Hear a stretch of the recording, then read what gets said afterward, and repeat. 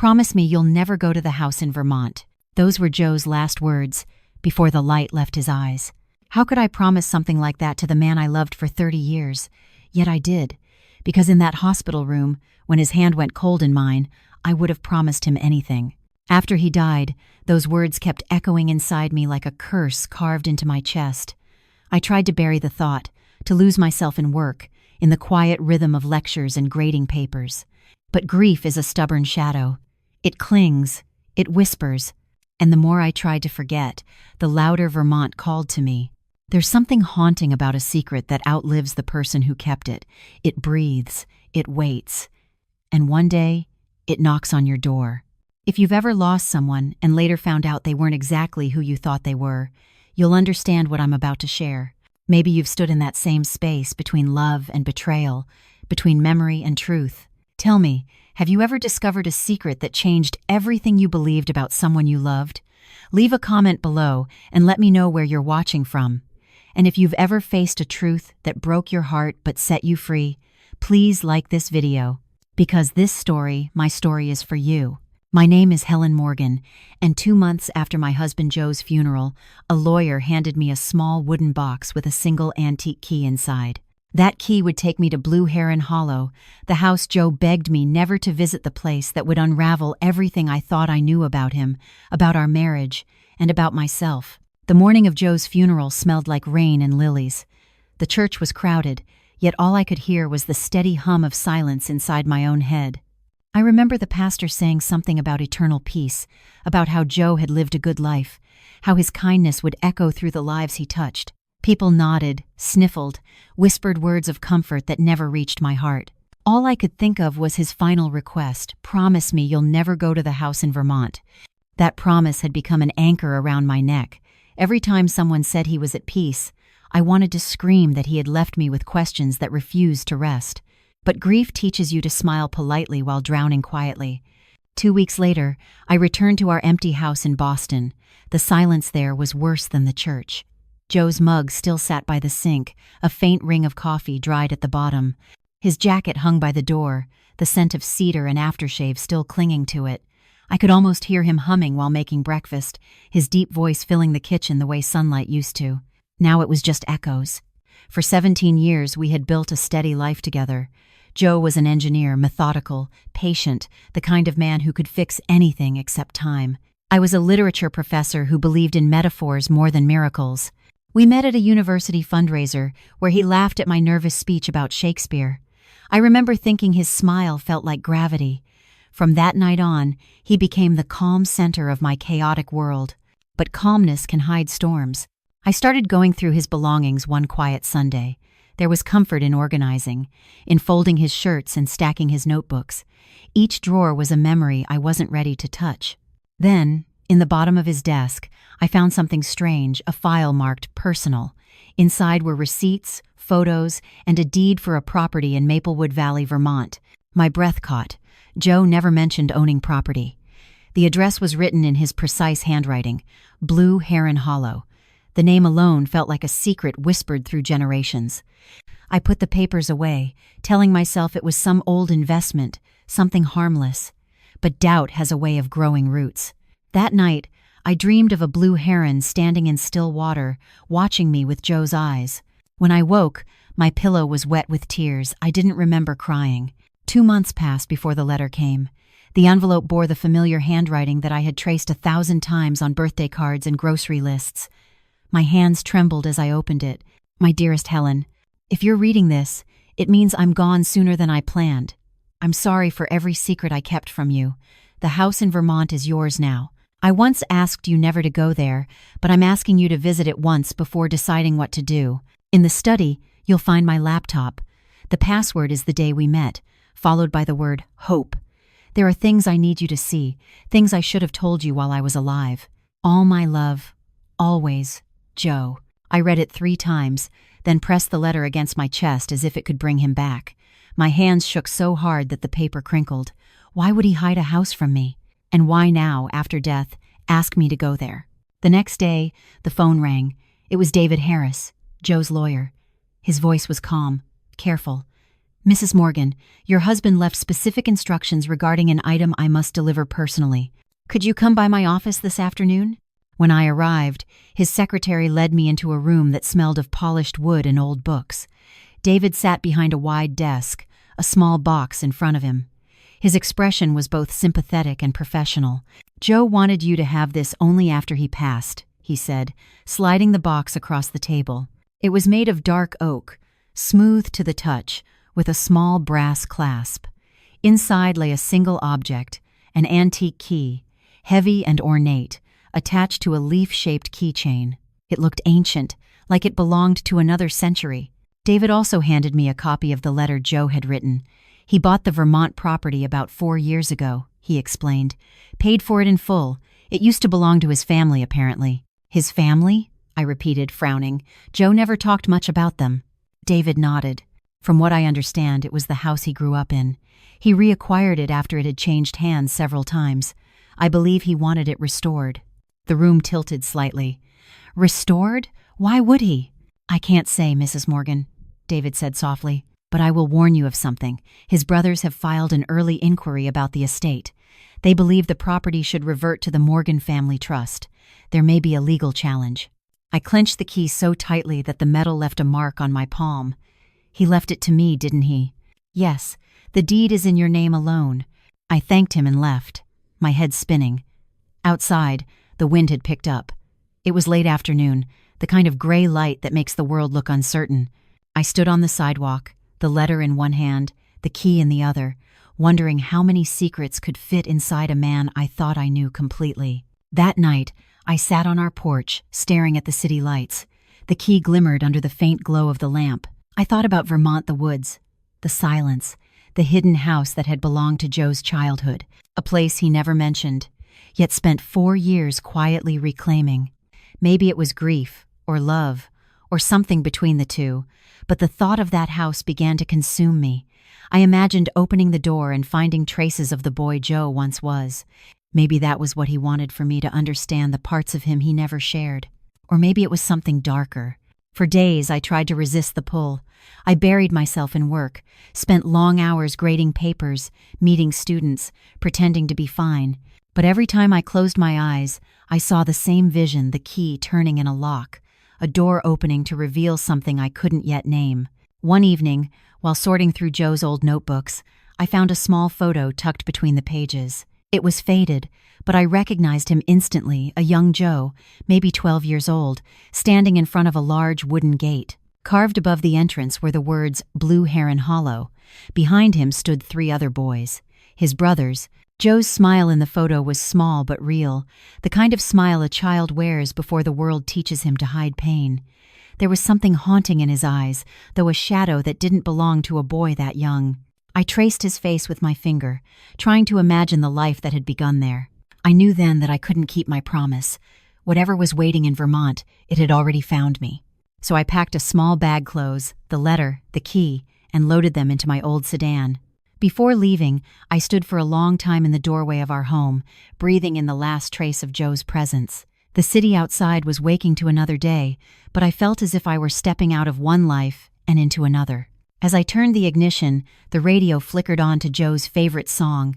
I almost laughed through my tears. It felt like a sign, though I wasn't sure whether it was a warning or a welcome. The drive to Vermont would take 3 hours. I didn't know what I would find, memories, lies, or something in between, but I knew I had to see it. I had to open that door, no matter what waited behind it. When I crossed the state line, the clouds parted, and sunlight spilled over the hills like gold. Somewhere beyond those trees was Blue Heron Hollow, the house Joe begged me never to visit, and I was finally on my way. The road to Vermont curved through miles of red and gold. Autumn had dressed the mountains in fire, and for a moment I almost forgot why I was there. But as soon as I turned into the narrow gravel lane marked Blue Heron Hollow, the air changed. It was heavier, quieter. Even the birds seemed to hold their breath. The gate was tall, made of iron, with the name carved across it in elegant letters. The metal was cool against my fingers as I slid the antique key into the lock. For a second, I thought it wouldn't turn. Then, with a long, heavy click, the gate opened. The driveway wound through tall maple trees until it stopped in front of a massive stone and timber house. It was breathtaking, not an abandoned family property, but a carefully restored estate. The gardens were immaculate, with paths of white stone and fountains surrounded by autumn flowers. Joe had done this. Somehow, without ever mentioning a word to me, he had rebuilt his childhood home into something beautiful. I walked slowly toward the front door, clutching the key as though it might guide me. My heart was pounding, not with fear, but with something close to awe. I half expected Joe to appear at the top of the stairs, laughing at my shock. Inside, the air smelled faintly of cedar and paint. The sunlight through the tall windows gave the walls a soft golden glow. I took a step into the main hall and froze. Everywhere I looked, there were paintings, dozens of them, orchids, in every color imaginable: white, violet, blue, yellow. They filled the walls from floor to ceiling.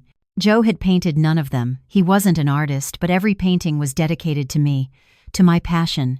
Orchids had always been my escape, my small obsession. And here, in this hidden place, Joe had built me an entire gallery. My throat tightened. I pressed a hand to my mouth to keep from sobbing. After all these years, after all the quiet love we had shared, this was his final act, a secret gift that had taken years to create. Then I saw it. A silver laptop on a wooden desk, a single white orchid resting on its lid. I didn't have to guess what it was. The letter had told me. I sat down, typed in the password April 1728, hoped the date of our first meeting, and the word that had once changed his life. The screen lit up. A video started playing automatically. Joe appeared, alive and healthy, sitting in this very room.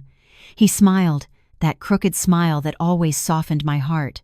"Hey, Helen," he said. "If you're watching this, I guess you finally broke our rule. You came to Blue Heron Hollow." He laughed softly. "I should have known you couldn't resist." I felt my chest tighten. His voice filled the empty house, as if he were sitting right beside me. "I made these videos for you," he continued. "One for every day of your first year without me. Think of them as a guide, or company. I didn't want you to face the silence alone." My vision blurred. His image shifted slightly as he adjusted the camera. "There are things I never told you, things about this house, about my family. You deserve to know the truth." A sudden noise made me jump, tires crunching on gravel. I turned toward the window. A black SUV had pulled up behind my car. 3 men stepped out tall, sharp-featured, familiar. Joe's brothers. I hadn't seen them since the funeral, and even then, they'd stood in the back, whispering. Now they were walking up the path like they owned the place. A loud knock echoed through the hall. "Helen!" a deep voice shouted. "It's Richard, we need to talk." I froze, my heartbeat drumming in my ears. Another knock followed, harder this time. "Open the door, we know you're in there." Joe's video kept playing. He looked directly at the camera as if sensing my panic. "If they've come, don't let them in," he said. "Everything they want is here. They'll try to convince you the house belongs to them. Don't believe it. The documents you need are in the drawer below the desk. The house is yours, Helen." I made sure of it. I pulled the drawer open with trembling hands. Inside was a thick blue folder stamped Property Deed, Blue Heron Hollow. The knocking grew louder. "Helen!" Richard's voice had sharpened. "We have a legal right to inspect this property." I backed away from the door. Outside the window, I could see their faces. Richard, the eldest, his expression hard and controlled. Philip beside him, the lawyer, holding a folder. Greg stood slightly behind, quiet but watchful. Then came another sound. Sirens. Moments later, a police car rolled up the drive. Relief and dread mixed in my chest as the officer stepped out, Deputy Carl Stevens, according to his badge. "Afternoon, folks," he said. "What seems to be the problem?" Richard stepped forward immediately. "Officer, my late brother purchased this property under questionable circumstances. We're here to ensure it's handled properly under family law." I opened the door just enough to speak. "This house was left to me. My husband's lawyer confirmed it." The deputy looked between us, calm but cautious. "Ma'am, do you have proof of ownership?" I handed him the blue folder. He flipped through it, nodding slowly as he read. The silence stretched while the brothers waited. Finally, he looked up. "Everything appears in order. The property legally belongs to Mrs. Morgan." Richard's face darkened. "That can't be right." "I suggest you take it up with the probate court," the deputy said. "But right now, you'll need to leave." They glared at me as they turned back toward their car. Richard paused at the door, his voice low but venomous. "This isn't over, Helen. You don't know what you're holding." When their car disappeared down the road, I leaned against the door, my legs shaking. I wanted to believe it was over, but deep down, I knew it wasn't. I sat back at the desk and stared at Joe's frozen image on the screen.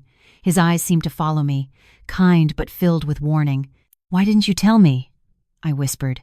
"Why keep this secret?" The video continued. Joe's voice softened. "You're probably angry right now. I would be too, but trust me, Helen. Every secret I kept was to protect you. This house isn't just property, it's history and danger. Be careful who you trust." Outside, the wind rose, scattering leaves against the window. I closed the laptop slowly, afraid to hear more, yet unable to look away. That night, I stayed in one of the upstairs rooms. The house creaked with every gust of wind, the kind of sound that made you feel watched. But exhaustion finally pulled me under. I dreamed of Joe standing in the doorway, his eyes sad but loving. "You're not alone, Helen," he said. "Just keep watching the videos. Everything you need to know is there." When I woke, dawn was breaking over the valley. The world outside glowed in soft gold. For a brief moment, the fear faded, replaced by determination. Whatever secrets Joe had hidden here, I would find them. Before leaving the room, I looked back once more at the laptop resting on the desk. The next video waited for me, labeled Day 2, The Truth About the Morgans. I wasn't ready to watch it yet, but I knew I would. Because secrets have a way of pulling you in until you have no choice but to face them. If you were in my place, would you have opened that door or stayed silent behind it? Tell me in the comments where you're watching from. And if you believe some promises should be broken to uncover the truth, then like this video and subscribe, because the next chapter will reveal what my husband was truly hiding inside Blue Heron Hollow. The morning after the confrontation, Blue Heron Hollow felt different. The house was quiet, but not peaceful. Every creak of the floorboard sounded like a whisper. I spent the night replaying everything in my head: Joe's video, his brothers pounding at the door, the deputy's voice confirming that the house belonged to me. But instead of relief, I felt only unease. Joe had said there were things I needed to know, things about his family. I made coffee in the kitchen, still half expecting to hear his footsteps on the stairs. The smell filled the air, familiar and painful. I opened my laptop again, hesitating before clicking on the next video labeled Day 2, The Truth About the Morgans. Joe appeared in the same chair, but this time his smile was faint. The light around him was softer, almost nostalgic. "If you're watching this," he began, "then I assume you've already met my brothers. I wish I could say they came in peace, but you probably know better by now." He sighed. "Helen, I need to tell you what really happened in this house, why I swore never to return, and why I kept it from you." He leaned forward, elbows on his knees. "I grew up here with my father and 3 brothers. My mother died when I was young, and the house turned cold after that. My father was a gambler. He drank, he borrowed, he lost. When I left for college, he used my name on bank documents to hide debts. My brothers helped him. I didn't find out until years later when I was nearly arrested for fraud." My stomach twisted. "Joe never told me any of this. I left Vermont that year and never came back," he said. "I built my life with you, Helen, far away from all of this. But years later, when my father was dying, he called me. He was broke and desperate. He offered to sell me the house for a fraction of its worth. I bought it, not because I wanted it, but because I didn't want my brothers to have it." He looked down, his voice cracking slightly. "After he died, they assumed they'd inherit it, but it was already mine. They never forgave me for that." I paused the video and stared at Joe's frozen face. So that was the truth. The brothers' anger wasn't about grief, it was about greed and revenge. When I pressed play again, Joe continued, "I stayed away for decades, but something changed 4 years ago. You once told me you dreamed of a place surrounded by orchids, a house filled with light. I decided to give you that. I hired people to restore this place, to turn it into something beautiful. I thought maybe transforming it could heal what it once was." His eyes softened. "But when I started rebuilding, I found something I didn't expect: records, deeds, and letters. Things that proved my brothers were involved in more than old family fraud. They'd moved into investments that weren't just illegal, they were dangerous. When I refused to help, they threatened me. That's why I asked you to stay away. I didn't want you caught in it. I stopped the video again. The room suddenly felt colder. Outside the window, the wind bent the trees, like they were bowing to something unseen. I realized Joe hadn't just been protecting a memory, he'd been protecting me. I opened the next folder on the laptop. Inside were scanned documents, emails, even photos of meetings between Richard and business developers. The names on the files matched companies I'd seen mentioned in the news, real estate firms under investigation for money laundering. My pulse quickened. Then, a soft knock came from downstairs. I froze. It wasn't forceful like the day before. This was careful, hesitant. I took a deep breath, grabbed the key from the desk, and made my way down the staircase. Through the glass panels beside the door, I saw a woman standing there, middle-aged, short hair, wearing gardening gloves. When I opened the door, she smiled nervously. "Mrs. Morgan? My name's Teresa Collins. Your husband hired me to take care of the greenhouse." "The greenhouse?" I repeated. "Yes, ma'am. It's out back, behind the orchard. Mr. Morgan said you might come someday." I followed her outside. The air was crisp and smelled faintly of soil and rain.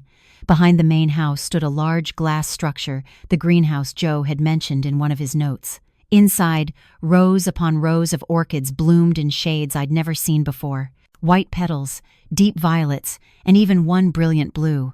"He was here almost every month during the last 4 years," Teresa said softly. "Sometimes he'd bring new plants. Sometimes he'd just sit here for hours. He said this place reminded him of you." I felt tears sting my eyes. "Did he ever mention his family?" Her face darkened. "Only that they were trouble. The brothers showed up here once, about a year ago, when they heard about the resort project nearby. They tried to convince him to sell. He refused. After that, he seemed more guarded." I walked between the rows of orchids, my fingertips brushing their delicate petals. Every plant here was alive because of him. I could almost feel his presence, gentle, patient, persistent. When I turned back to Teresa, she hesitated. "Mrs. Morgan, he left something else here for you. Said it might help you understand everything." She reached into her jacket and pulled out a small silver flash drive. He gave it to me a few months before he passed. Back in the house, I plugged it into the laptop. It contained a video file labeled "For Helen, Private." Joe appeared again, this time looking tired, his face thinner. "If you're watching this," he said quietly, "it means my brothers have started circling. They'll come for the house, maybe for you. But you have everything you need to protect yourself. The evidence is on this computer, and there's more hidden in the study wall. I know you hate secrets, Helen, but sometimes secrets save lives." He smiled weakly. "If they tell you I was confused or unstable, don't believe them." My mind was clear, my choices deliberate. Everything I did for you. The video ended abruptly. I sat there in stunned silence, the glow of the screen reflecting on the tears streaming down my face. Joe had spent his final years not just preparing for death, but preparing me for a war I didn't even know existed. That night, I barely slept. I lay awake listening to the wind move through the valley, thinking about the brothers, about the evidence Joe had hidden. Part of me wanted to run back to Boston and leave all this behind. But another part, the stronger part, knew I couldn't. The next morning, I stood on the porch with my coffee, watching the fog lift over the trees. The estate looked peaceful again, almost innocent, but I knew better. Somewhere inside this place, deeper than the roots of the orchids Joe had planted, were answers and dangers. When I went back inside, I noticed something I hadn't before. A faint line on the wall near the bookshelf, like a seam in the wood. I pressed my fingers against it. It moved slightly under the pressure. A hidden compartment. Inside was another envelope, this one labeled, "For when you're ready to see it all." I didn't open it. Not yet, because I had the distinct feeling that whatever was inside would change everything again. If you discovered your late spouse had hidden years of secrets to protect you, would you feel grateful or betrayed? Tell me in the comments where you're watching from, and if you believe every truth deserves to be uncovered, even when it hurts. Like this video and subscribe. The next chapter will take you deeper into the secrets buried inside Blue Heron Hollow. The day after finding the hidden envelope, the air around Blue Heron Hollow felt heavier, as if the house itself was waiting for me to open it. But I couldn't. Not yet. I needed time. My mind was still spinning from everything I had learned: Joe's confession, the brother's deceit, the danger he had quietly shielded me from. Instead, I found myself wandering back toward the greenhouse. The path was covered in fallen leaves, the kind that crunch softly underfoot, and the morning mist hung low across the orchard. When I stepped inside, the familiar scent of damp soil and flowers greeted me like an embrace. The orchids glowed under the filtered sunlight, purple, white, yellow, every color imaginable, all alive because of Joe. Teresa was already there, pruning a row of plants. She looked up and smiled gently. "Morning, Mrs. Morgan. Sleep any better?" "Not really," I admitted. "I keep feeling like Joe's still here somehow, like he's watching me through all of this." She nodded. "He used to say the same thing about you, said you were the calm that kept him steady." Her words struck something deep in me. "He said that? All the time." She glanced around the greenhouse. "He was proud of what he built here. Said this place was for you, not just the house, but the life he wanted you to rediscover." I traced the edge of one of the benches, my fingers brushing against a blue orchid, rare and radiant. He must have spent a fortune restoring everything. Teresa gave a small smile. "He didn't care about money. He said the house owed him something, but it owed you more." We worked quietly for a while, tending to the plants. It was soothing, the rhythm of watering, trimming, and listening to the hum of the heaters. For the first time since Joe's death, I felt a strange sense of peace, fragile but real. When I finished, Teresa hesitated. "There's something I've been meaning to show you," she said. "Something your husband built under this place." I blinked. "Under the greenhouse?" She nodded. "He called it the vault. Said it was a backup for when his brothers eventually came for him." My pulse quickened. "A backup for what?" "Documents, videos, maybe even things he didn't trust to leave upstairs. He was careful, almost paranoid, especially during the last year." We moved to the back corner of the greenhouse, where the floor was lined with concrete tiles. Teresa knelt down and brushed away a layer of dirt, revealing a square metal latch. When she pulled it open, the smell of cool earth rose from below. A narrow staircase descended into darkness. "Are you sure it's safe?" I asked. She chuckled softly. "I've been down there before. It's perfectly safe, just eerie." We went down together, one slow step at a time. The air grew cooler, the sound of our footsteps echoing off the concrete walls. When we reached the bottom, she flipped a switch. Fluorescent lights buzzed to life, revealing a long underground corridor lined with shelves, maps, and old filing cabinets. "This is where he worked in secret," Teresa said. "He built this place himself with a small team of workers. They thought it was for wine storage." I walked slowly through the corridor, scanning the neatly labeled folders.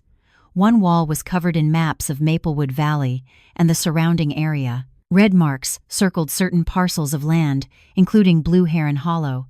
In another corner stood a large corkboard filled with photographs and notes, company names, construction plans, and newspaper clippings. My heart pounded as I realized what I was looking at. "He was investigating them," I whispered. "His brothers," Teresa nodded. "And the resort." Pinned at the center of the board was the name Mountain Crest Resorts, with several arrows pointing to subsidiary companies. Beneath it was a sticky note in Joe's handwriting. "If they get this land, they control the valley."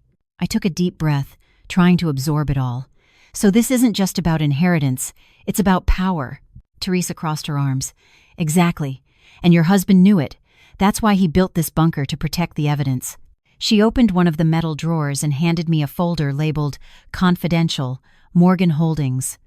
Inside were bank statements, legal documents, and letters that connected Richard and Philip to shell companies funding the resort's expansion.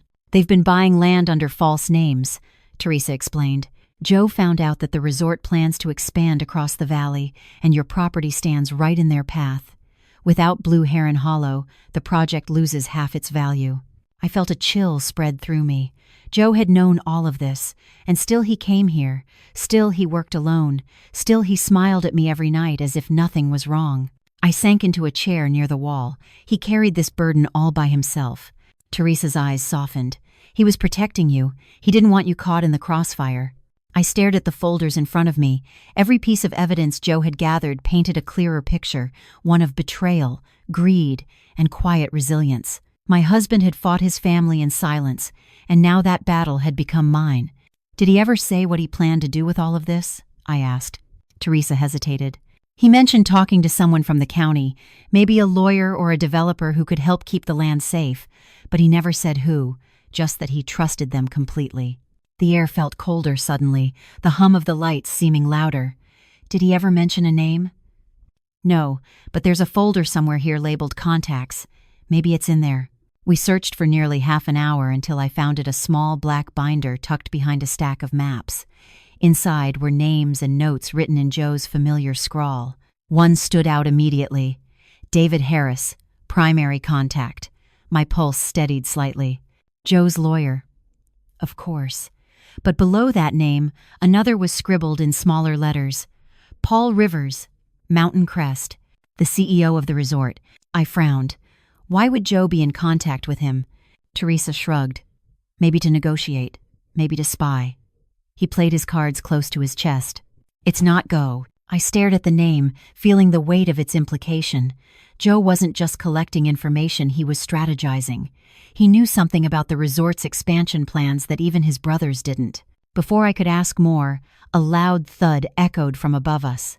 Teresa and I froze.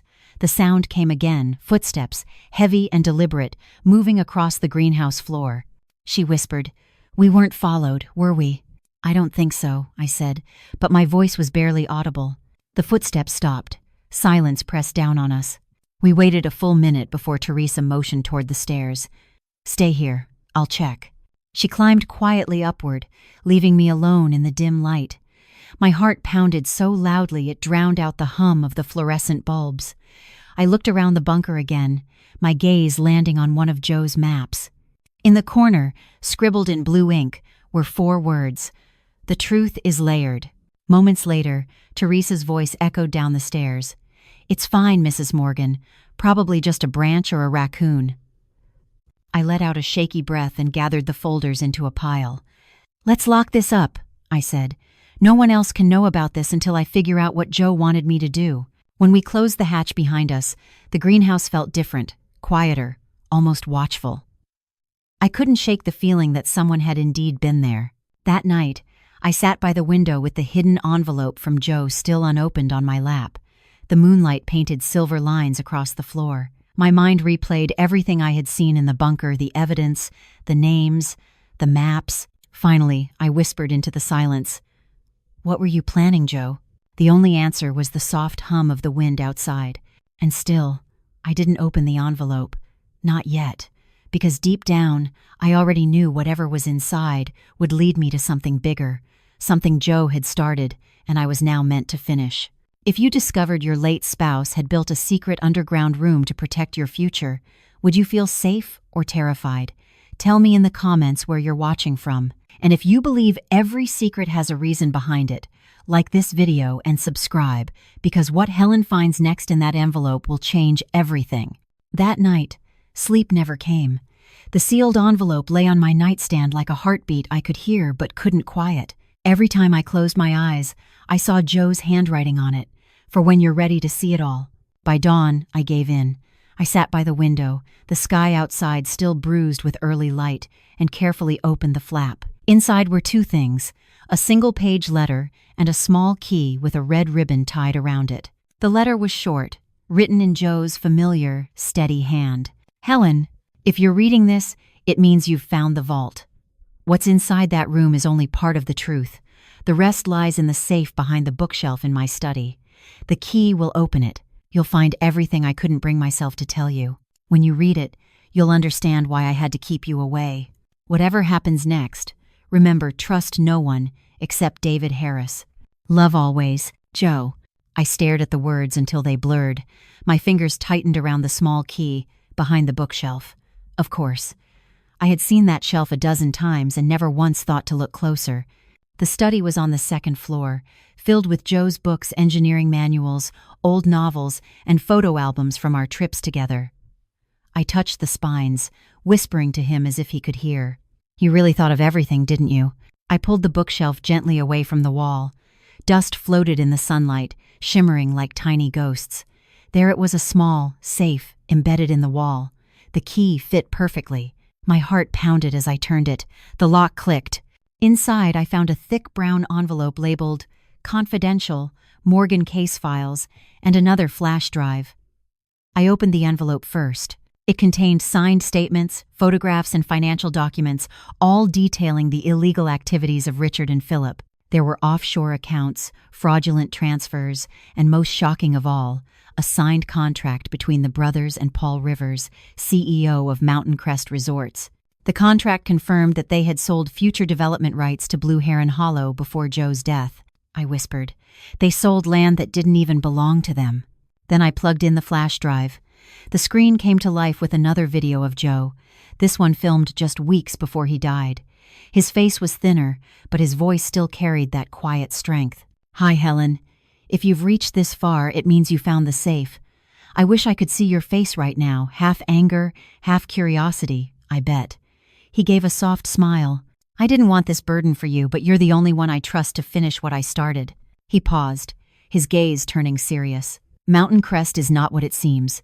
They're planning an expansion that will take over half the valley, forcing local families out of their homes.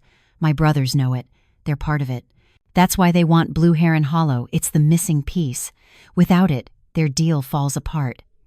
If you can expose them, you'll stop the project and protect the land. David Harris knows how to help. I left him instructions. I froze, the words sinking in. Joe hadn't just been trying to protect me. He had been fighting for something bigger.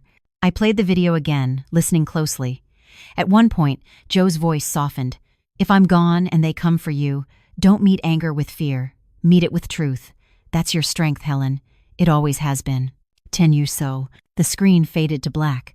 For a long moment, I just sat there, holding my breath. Then I heard footsteps in the hallway, light, hesitant. "Mrs. Morgan?" Teresa's voice called softly from the doorway. "Are you okay?" I turned the laptop toward her, showing the paused video. "He knew everything, Teresa. He left me the proof. They've been lying to everyone, even the resort company." Her eyes widened. "Then you have enough to destroy them." "Maybe," I said quietly, "or enough to make them desperate." I handed her the folder. "We need to make copies. I don't trust keeping the originals in one place." Teresa nodded. "There's a copy machine in the office downstairs. I'll handle it." As she left, I leaned back, staring at the screen. Joe's last words echoed in my mind. "Trust no one except David Harris." I pulled out my phone and dialed his number. He answered after the second ring, his voice calm as ever. "Helen, I was hoping you'd call. You knew about all of this, didn't you?" A pause. "Not everything, but I knew enough to worry for your safety.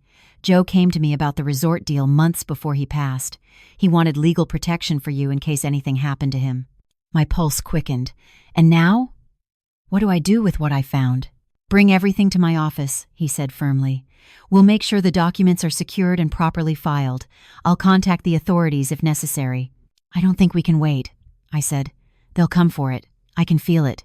"Then be careful. And Helen, lock the doors tonight." The line went dead. I stared at the phone for a long time, unease prickling under my skin.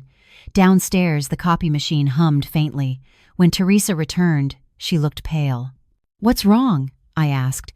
"There was someone parked outside by the gate," she said.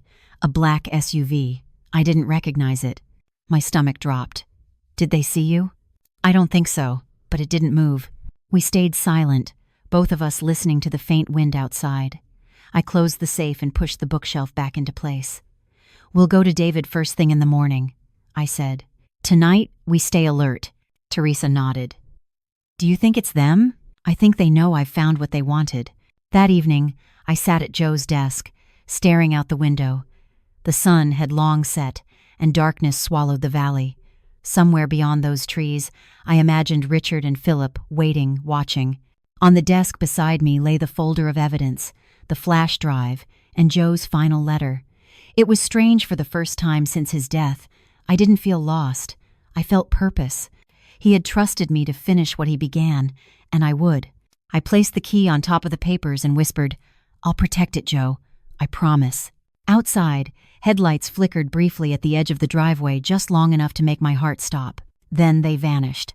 I turned off the lamp, letting the darkness settle around me. The silence of the house felt alive, as if it were holding its breath.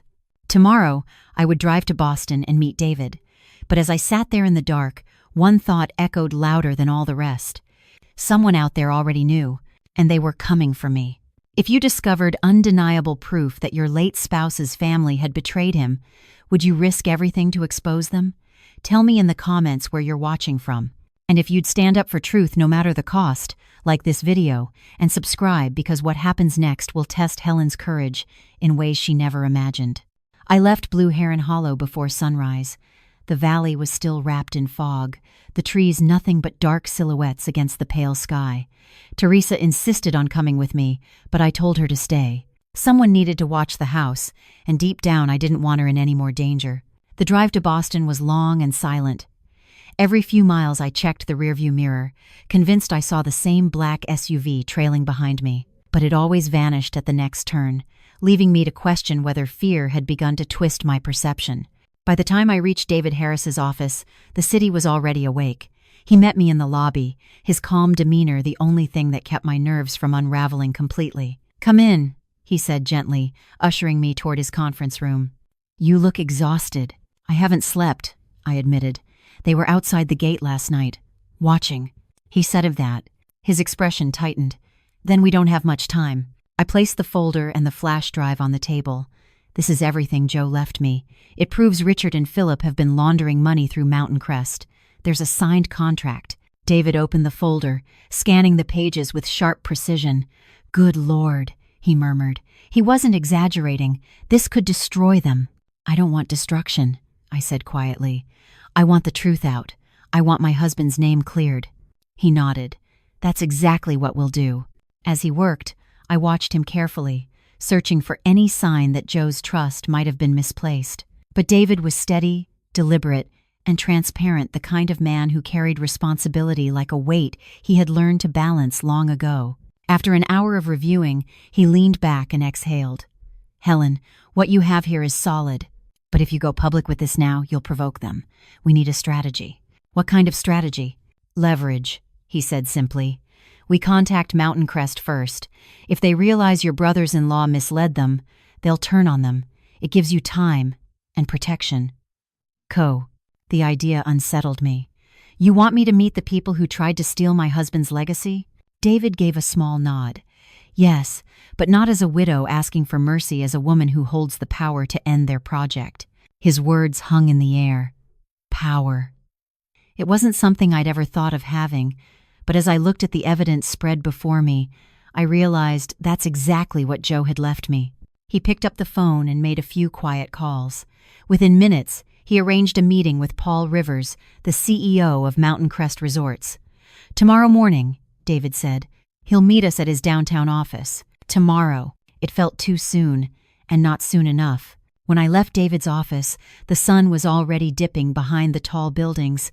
I walked along the riverfront, trying to steady my breathing. Boston was alive and indifferent, the way cities always are when your world is falling apart.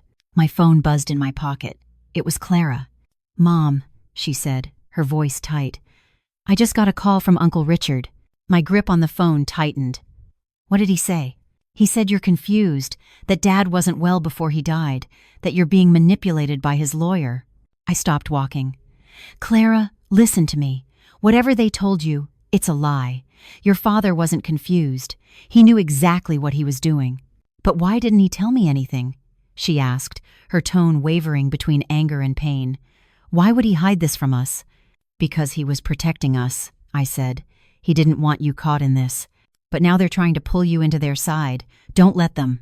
There was silence on the line, broken only by her uneven breathing. "They said they have proof, Mom. Proof that you're the one trying to take everything." My stomach twisted. "They're lying, Clara. They always have. Please, just trust me. Come home and I'll show you everything." "I don't know," she whispered. I need to think." Then she hung up. I stood by the river until the cold wind made my eyes sting. They were turning her against me, just like Joe had feared. That night, I stayed at a small hotel near the financial district. I double-locked the door, pulled the curtains shut, and spread Joe's documents across the bed one more time. There were details I hadn't noticed before, small notes in Joe's handwriting, arrows pointing to numbers, questions scribbled in the margins. One line stood out. "If Clara ever doubts, show her. Day 3. My heart lurched. Day 3. Another video. I opened my laptop, connected the flash drive, and searched through the folders until I found it. Day 3. For my daughter. Joe's face appeared, softer this time, almost fatherly. "Hey, sweetheart," he said with a tired smile. "If you're watching this, it means your mom showed you. I know you're angry, and you have every right to be, but I want you to hear this from me, not from anyone else." He paused, eyes glistening. "Your uncles lied to me when I was your age. They took everything that should have been mine and used my name to do it. I swore I'd never let them hurt anyone I loved again. That's why I built Blue Heron Hollow for your mother, because it's hers, and yours after her. Don't let them convince you otherwise." Here, the video ended with Joe's familiar phrase, "You are your mother's courage, Clara, and her future." By the time it finished, my cheeks were wet with tears. The next morning, I sent Clara a message with the video attached. "Please watch this. It's from your father. Then call me." Then I met David outside the gleaming glass tower that housed Mountain Crest's headquarters. The lobby was all polished marble and silence. As we waited for the elevator, I caught my reflection in the mirror, the tired eyes, the determined mouth. I barely recognized the woman staring back. "Ready?" David asked. "No," I said honestly, "but I'll do it anyway." The elevator doors opened, and we stepped inside. Paul Rivers greeted us in a conference room overlooking the city. He was tall, impeccably dressed, and radiated the kind of confidence that comes from being accustomed to control. "Mrs.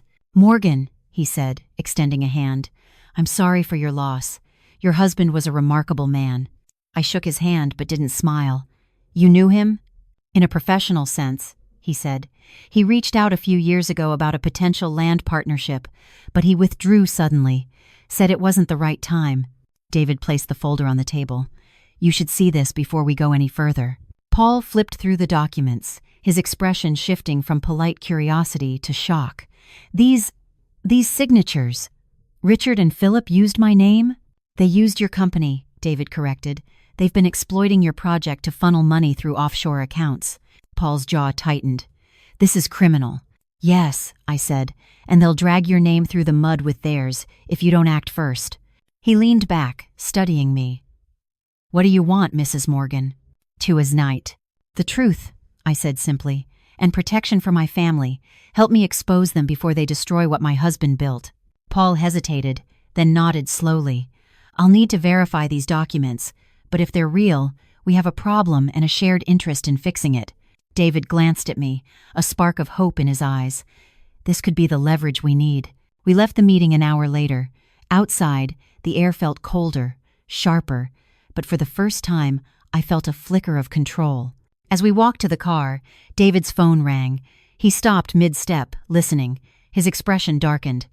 "Who?" he said quietly. "When?" He hung up and turned to me, his face grave. "Teresa just called. The greenhouse was broken into." The world seemed to tilt around me. Was she hurt? No, but whoever it was, they were looking for something. She said the vault door was open. "Thanks for watching." He was not Lee Setter of it. I gripped the car door, my pulse pounding. "They found it." David met my gaze. "Then we're out of time. If you discovered your family's secrets were putting your life in danger, would you still fight to reveal the truth? Tell me in the comments where you're watching from. And if you believe that courage means protecting those you love, even when it's risky, like this video and subscribe, because what happens next at Blue Heron Hollow will change everything. The drive back to Vermont felt endless. I didn't speak, and David didn't try to fill the silence. Every mile closer to Blue Heron Hollow tightened something in my chest. When we finally reached the property, the gate hung slightly open. That sight alone made my heart drop. Teresa waited on the porch, pale and shaken. The greenhouse lights were still on behind her, flickering faintly through the mist. "They were here," she said the moment I stepped out of the car. "2 men, maybe 3. They forced the lock on the greenhouse. I hid in the tool shed until they left." "Did they take anything?" I asked, my voice tight. "I don't think so," she said, "but they knew what they were looking for. The vault door was open when I went inside. They didn't touch the orchids or the equipment. They were looking for the files." I hurried past her toward the greenhouse, my pulse hammering. Inside, the floor was covered in muddy footprints. The hatch to the vault was wide open. I climbed down, my flashlight cutting through the shadows. The air smelled of metal and damp earth. The shelves were intact, but several folders were gone. The main corkboard that once held Joe's maps and documents had been stripped clean. My hands trembled as I touched the empty pins. "They know," I whispered. David crouched beside me. "They took whatever they could find, but they don't have everything. The original copies are still with me." I nodded, though the reassurance did little to calm me. "They're getting bolder. They must have followed us to Boston." He looked up at the ceiling, as if imagining the men who had stood there hours earlier. "They'll make their next move soon. We need to be ready." See. When we returned to the house, I found something on the front porch, a single envelope tucked under the welcome mat. My name was written across it in harsh, heavy ink. I tore it open. Inside was a single line typed in capital letters. "Stop digging or we'll bury the truth with you." I stared at the words until they blurred. My fingers went numb. David took the note from me and read it silently, then folded it carefully. "We'll show this to the police." I shook my head. "They can't help, not until we have something public. If we go to them now, they'll call it a family dispute." Teresa stood nearby, wringing her hands. "Mrs. Morgan, this isn't safe anymore. You should stay somewhere else for a few nights." "This is my home," I said quietly. "I won't be chased out of it." That night, the three of us locked every door and window. David stayed in the guest room, his briefcase full of evidence beside him. I tried to sleep but couldn't. The wind pushed against the shutters, and every creak of the old house sounded like footsteps. Sometime after midnight, my phone buzzed. It was a message from Clara. "Mom, I watched Dad's video. I believe you now. I'm sorry. I want to help." My throat tightened. I typed back quickly. "Come home. But be careful. Don't tell anyone where you're going." The message delivered, but she didn't reply. I told myself she'd left early in the morning, that she'd call once she was on the road. When dawn came, the fog over the valley was thick enough to blur the trees. David made coffee in the kitchen while Teresa checked the perimeter. I sat at the table, the threatening note lying between us. "She's coming," I said. "My daughter, she believes me now." David nodded, his expression cautious. "Good. Maybe she'll be the key to ending this. Joe wanted you two to face this together." Before I could answer, a car door slammed outside. I stood so fast the chair scraped against the floor. Through the window, I saw a silver sedan pulling up the drive. Clara stepped out, her long hair caught by the wind. Relief flooded through me, followed by a flicker of pride. But she wasn't alone. Behind her, another car rolled to a stop, the same black SUV I'd seen before. 3 men got out. I recognized 2 of them instantly, Richard and Philip. My pulse spiked. Clara looked back toward them, confused, as if realizing too late that something was wrong. Richard approached her, his expression stern but not violent. "Clara," he called, his voice carrying easily in the cold air. "You shouldn't be here. We need to talk." I ran outside before David could stop me. "Don't listen to them," I shouted. "Get inside, Clara." Her eyes darted between us, torn. "Mom, they said they just wanted to talk. They said you were..." "They're lying." I cut her off. Richard's gaze hardened. "You're putting her in danger, Helen. You always were too stubborn to know when to stop." David stepped out beside me. "You need to leave this property, Mr. Morgan. Now." Philip smirked. "And what if we don't?" Richard took a step forward, his tone turning cold. "We tried doing this the polite way. Now we'll do it the necessary way." He nodded to one of the men by the SUV. The man opened the rear door and pulled out a folder, the same kind of leather case Joe used to carry. My stomach sank. "What is that?" I demanded. Richard smiled. "Evidence. The kind that proves your husband wasn't the saint you think he was." He tossed the folder onto the gravel. Papers spilled out, bank records, photographs, signatures. All forged, I realized instantly. A trap. Clara looked from the papers to me, her face pale. "What is this?" "They're fakes," I said firmly. "Don't believe a word of it." "She doesn't have to take your word," Philip said smoothly. "She can decide for herself. After all, she's family." That word family felt like poison. Before I could respond, the distant sound of sirens cut through the tension. Richard's expression shifted from smug to alarmed. He glared at David. "You called them." David didn't answer. He didn't have to. The brothers exchanged a quick glance, then turned back toward their SUV. "This isn't over," Richard said, his voice low. "You're playing a game you can't win, Helen. You never could." They climbed into the vehicle and drove off, gravel spraying from the tires. Clara stood frozen, staring at the papers on the ground. "I didn't know they'd follow me," she whispered. I thought they just wanted to help." I pulled her into my arms, holding her so tightly she could barely breathe. "You're safe now," I murmured. "That's all that matters." But deep down, I knew it wasn't over. They'd come closer than ever before, and next time they wouldn't leave empty-handed. That evening, as the sun set behind the hills, David spread the remaining documents across the dining table. "They're getting desperate," he said. "We have one advantage: they think the vault was the end. They don't know about the files Joe kept hidden elsewhere." I looked up sharply. "There's more?" David hesitated. "He told me, before he died. He mentioned a second archive, something he called the contingency. He said you'd find it when you were ready." "Where?" "I don't know," he admitted. "But whatever it is, Joe believed it would end this once and for all. By cold is not father." Outside, the wind rose again, carrying the last light of day through the trees. I stared out the window toward the valley, the shadows stretching long across the land Joe had fought so hard to protect. For the first time, I understood what he meant when he said the truth is layered, and I knew that if I wanted to finish what he started, I'd have to dig even deeper, no matter what it cost. If the people you once called family turned against you for money and power, would you still stand and fight them? Tell me in the comments where you're watching from. And if you believe love is stronger than blood when the truth is at stake, like this video and subscribe, because the next chapter will reveal what Joe really left behind. The morning after the confrontation, Blue Heron Hollow felt fragile, yet alive. The air was cold, the kind that carries both endings and beginnings. Clara was still asleep upstairs, finally resting after days of turmoil. David sat at the kitchen table, sorting through the remaining papers. Teresa brewed coffee in silence. I stood by the window, staring out at the valley.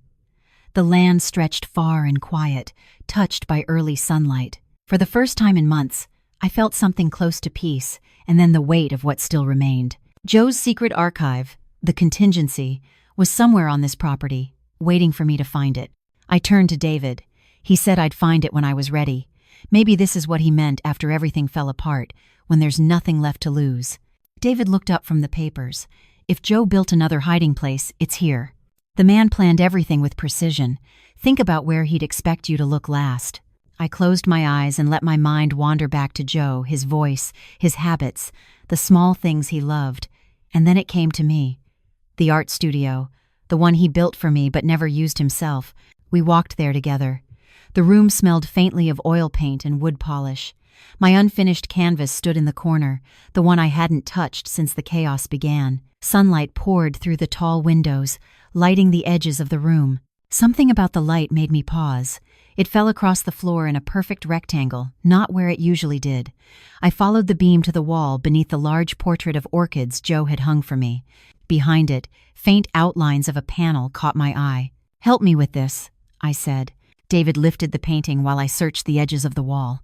My hand brushed against a small notch, almost invisible. I pressed it, and with a soft click, a hidden door swung open. Inside was a narrow compartment filled with boxes and an envelope labeled "The Contingency." My heart raced as I reached for it. Joe's handwriting covered the front. "For Helen and Clara, for the day you need to see clearly." I opened the box first. Inside were several USB drives, more documents, and photographs this time not just of the Morgans or the resort.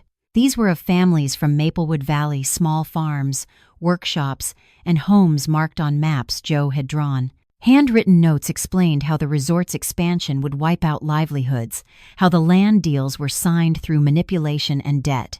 Joe hadn't just been protecting our home, he had been protecting an entire community. My throat tightened as I unfolded another sheet, a typed letter, addressed to Mountain Crest's board of directors. It outlined every fraudulent deal his brothers had made and proposed an alternative, a conservation partnership to preserve the valley. Joe had never sent it. He was trying to save them all, I whispered. David nodded slowly. He must have realized he didn't have enough time to finish it. "But you can." I stared at the stack of papers. The responsibility felt heavy but right. For the first time, I understood that Blue Heron Hollow wasn't a burden Joe had left me. It was a mission. By noon, Clara joined us. Her eyes were tired but determined. When she saw the open panel, she gasped. Dad really thought of everything. I handed her the letter. He wanted you to know why he did all this, not for property or revenge for something bigger. Things event in the station. She read silently, tears forming at the corners of her eyes. When she looked up, her voice trembled. We have to finish what he started, Mom. David smiled faintly. We can. The documents from this archive will finalize the case. The authorities will have no choice but to act. The following week blurred into a rhythm of meetings, statements, and signatures. With David's help, we submitted the full evidence to state investigators and Mountain Crest's legal team. When the truth broke publicly, it was like a storm ripping through calm water. Headlines filled with words I'd come to hate: fraud, corruption, scandal. Richard and Philip were arrested within days. The resort froze all construction. Blue Heron Hollow was no longer a battlefield. It was a symbol. When it was over, I stood in Joe's studio again, alone this time. The house was quiet except for the wind moving gently through the trees outside. I picked up my brush for the first time in years. The canvas before me was blank, waiting. I painted slowly, deliberately the valley first, bathed in golden light, then the house, standing proud at the center. Finally, two figures walking side by side through the garden, a mother and daughter. Behind them, almost hidden, the faint image of a man with a white orchid in his hand. When I stepped back, I realized it wasn't a painting of loss. It was one of renewal. That evening, Clara joined me on the porch. The air was cool and still. She leaned her head on my shoulder. "You did it," she said softly. "No," I replied, smiling through tears. "We did it. And your father helped us, even after he was gone." For a long time, we sat in silence, watching the last light fade over the valley Joe had loved so much. I realized then what this story truly was: not a tragedy, but a promise that love outlives betrayal, that truth, no matter how deeply buried, finds its way to the surface, and that sometimes the legacy someone leaves isn't what they built, but the strength they awaken in those they love. Before going inside, I whispered into the fading light, "You were right, Joe. Hope was the password all along." The wind rustled through the trees, gentle and familiar, like a quiet answer. If this story touched your heart, if you believe that love and truth can survive even the darkest family secrets, then please like this video and subscribe to the channel. Every story we share here reminds us that even in the face of loss, there's always hope, and sometimes hope is all we need to begin again.